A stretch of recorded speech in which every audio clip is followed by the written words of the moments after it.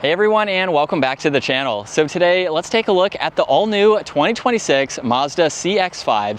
This is the S Premium Plus. It's finished off in polymetal gray metallic with an MSRP just over $41,000. Now this is powered by the naturally aspirated 2.5 liter inline 4-cylinder. It's paired to a 6-speed automatic. Pumps out 187 horsepower, 186 pound-feet of torque. It's all-wheel drive, weighs in around 3,800 pounds. It'll do 0 to 60 in around 8 seconds with a top speed of 116 miles an hour. It also has a fuel capacity of 15.3 gallons, and you'll expect to see 24 miles per gallon in the city and 30 out on the highway. This also has a wheelbase of 110.8 inches. Its overall length is 184.6. It has a width of 73.2, a height of 66.7, and its ground clearance measures in at 8.2 inches.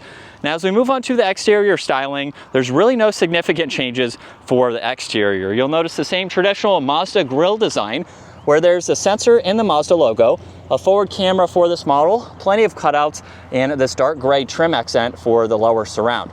You'll also notice too the gloss black trim accent that works its way to the dark housings for all of the LEDs to blend them in nicely with the bodywork. There's also parking sensors along with more gloss black and a very large cutout with some active grille shutters to provide even more cooling when needed. There's also some smooth lines coming down the hood.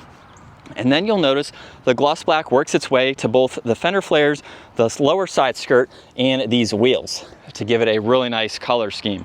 It's also on the power folding side mirrors where there's a camera and a turn signal.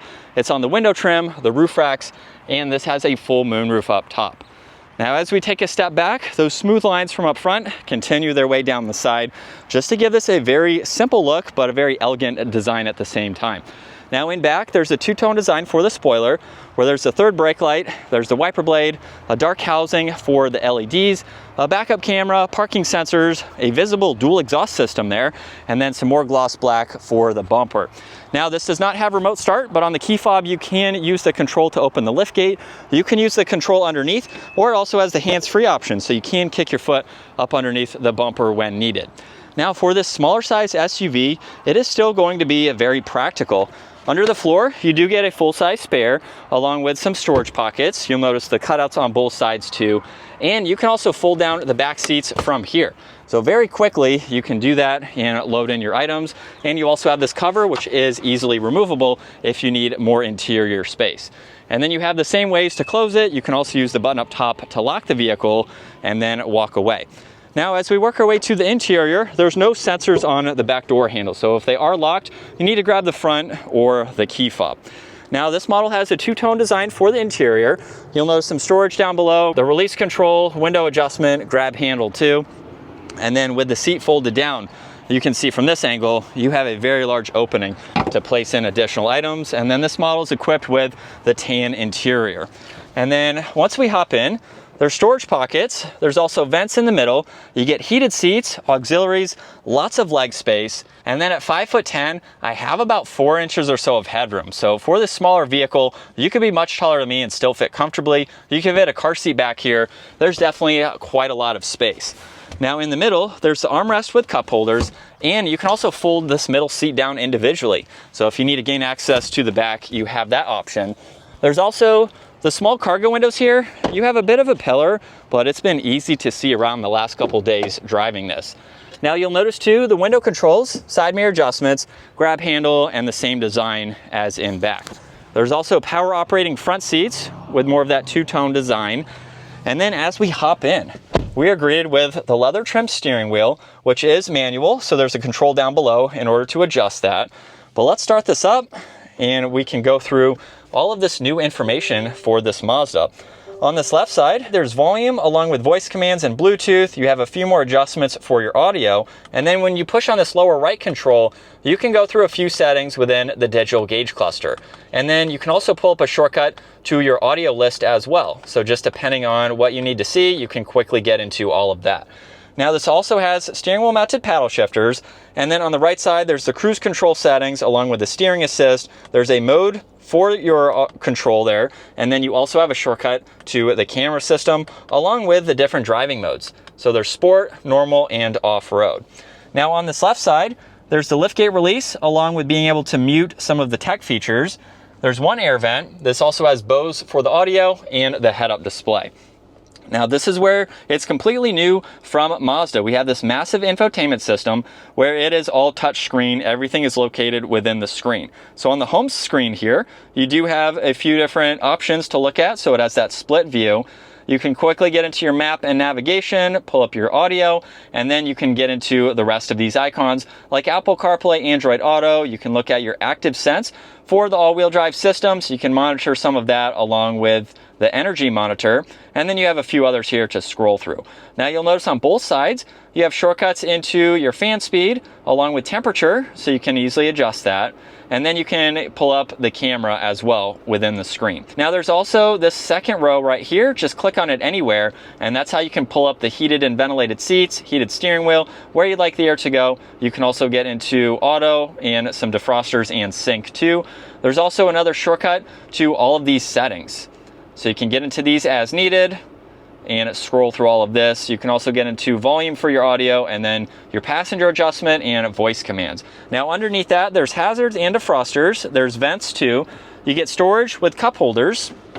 When you put this into reverse, you have your camera angles, of course, where you can go through a few different angles, and those are going to be the same for your forward angle too. You can also push on automatic, and at slower speeds, the forward camera will pull up as needed.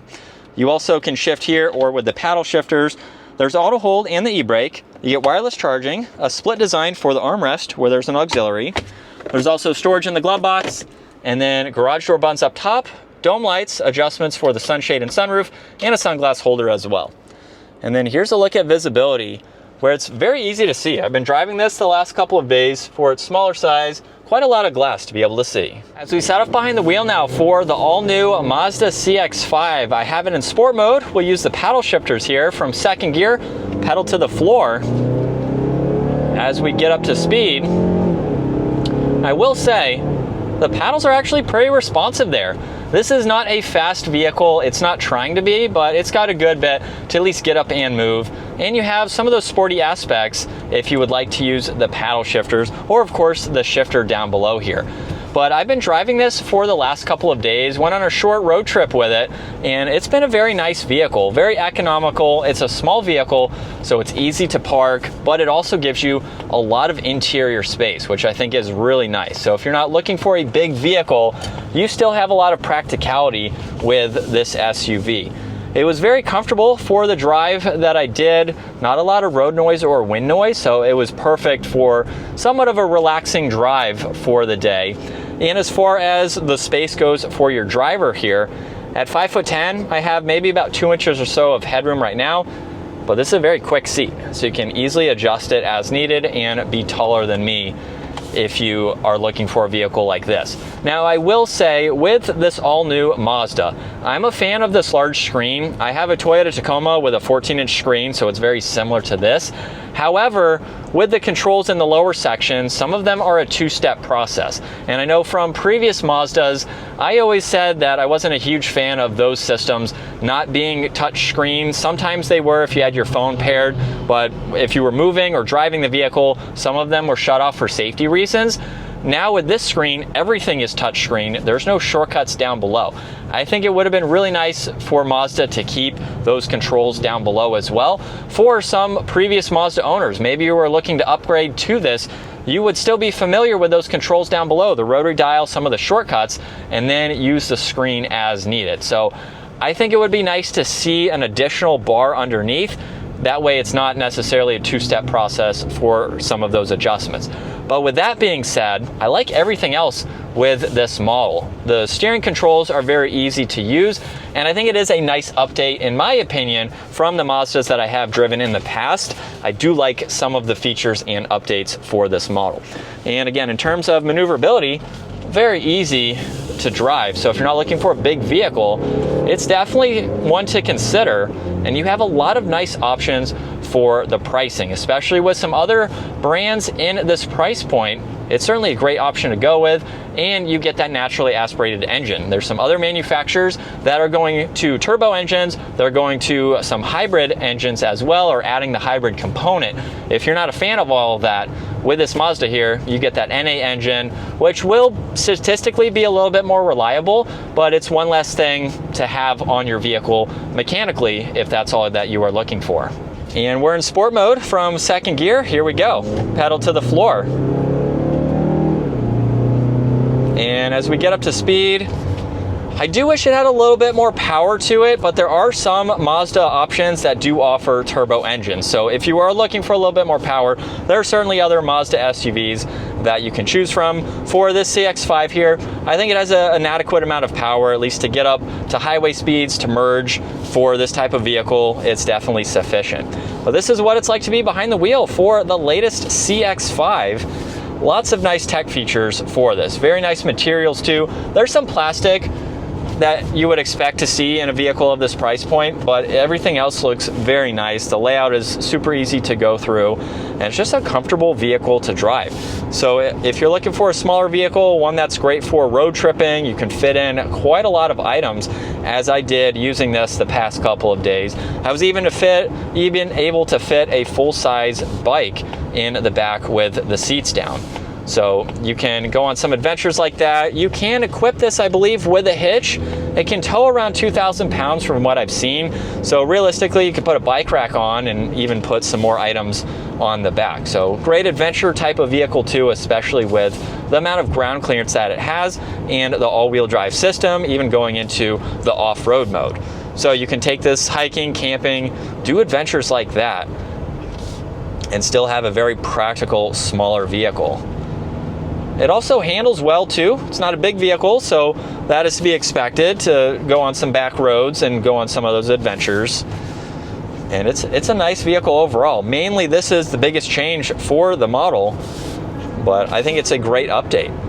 So if you enjoyed today's video, give it a huge thumbs up. Consider smashing that subscribe button so you can stay up to date with our daily uploads, and I will see you all in the next video.